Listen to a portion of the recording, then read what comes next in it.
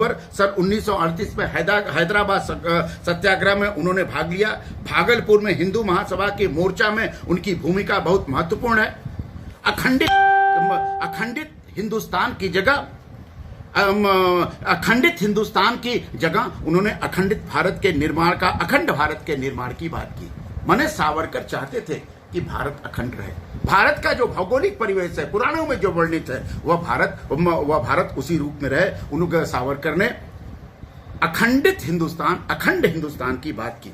सावरकर के मूल जो चिंतन है, उनका जो हिंदुत्व का स्रोत है, वह हिंदुत्व स्रोत संकीर्णतावादी नहीं है। हिंदू शब्द की व्याख्या करते हुए उन्होंने जो व्यापक परिभाषा दी, वह परिभाषा वेदों की व्याख्या है, वेदों की परिभाषा है और वेदों से ली गई है।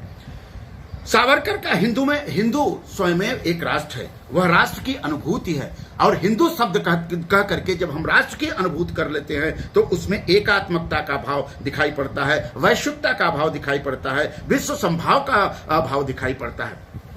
सावरकर ने कहा कि हिंदू राष्ट्र जीवन तत्वों का विशाल भंडार है। यह महत्वपूर्ण बात है। सावरकर ने अपने राजनीतिक चिंतन में हिंदू राष्ट्र को किन तत्वों का विशाल भंडार माना?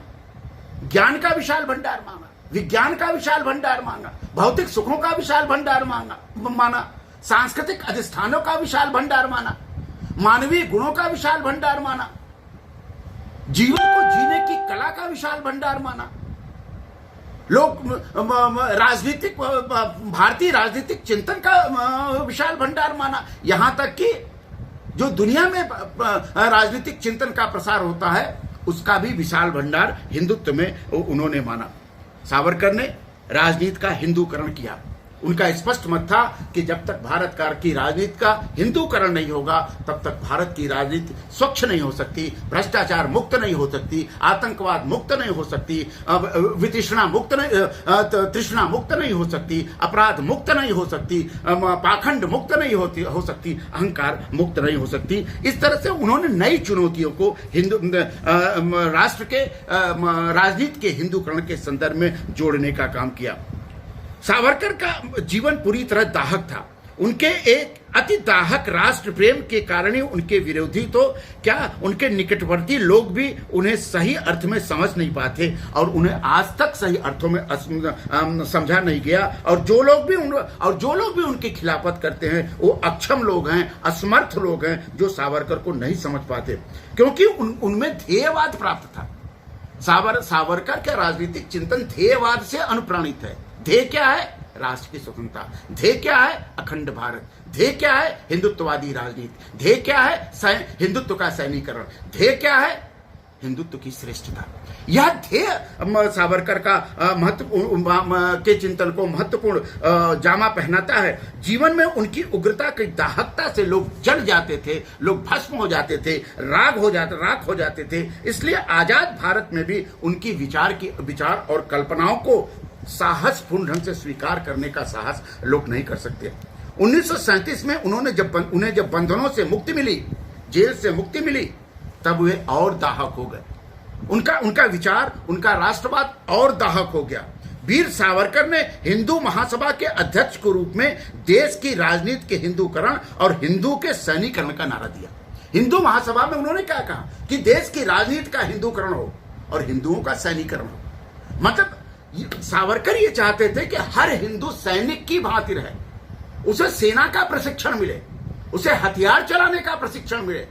आप कल्पना कीजिए, अगर भारत का हर हिंदू सैनिक बन जाए, अगर भारत का हर हिंदू हथियार चलाने में पारंगत हो जाए, अगर भारत का हर हिंदू हथियारों से आप्लावित होकर के दुश्मनों से मोर्चा लेने का साहस अपने में पैदा कर ले, तो यहां आतंकवाद कैसे होगा?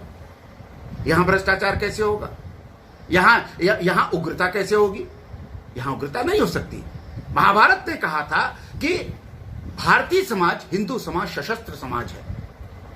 राजा भी सशस्त्र है, समाज भी सशस्त्र है। तो सशस्त्र समाज और सशस्त्र राज व्यवस्था के बीच में शक्ति संतुलन है। सावरकर इसी बात को अपने दर्शन में कहते हैं। सावरकर कहते हैं कि हिंदुओं का सशक्तिकरण होने का मतलब, राज्य होने का मतलब शक्तिकरण का सिद्धांत हो गया। अगर राज्य शक्तिकरण है, सशस्त्र है, तो हिंदू भी सशस्त्र हैं। और सशस्त्रवादी समाज में आपसी संघर्ष बहुत कठिनाई से होता है। इसे युद्ध से बचा जा सकता है, इसे हिंसा से बची जा सकती है। सावरकर ने पितृभूमि के साथ साथ भारतीय भूमि को की मिट्टी को पवित्र माना।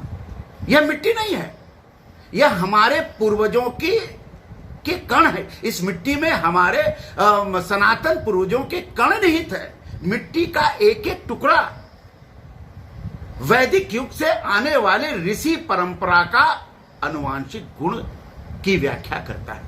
एक एक टुकड़ा, एक एक कण में न जाने किस कण में कौन से ऋषि का भाव है, न जाने किस कण में याज्ञवल्क्य का भाव है, न जाने किस कण में कौटिल्य का भाव है, न जाने किस कण में भीष्म का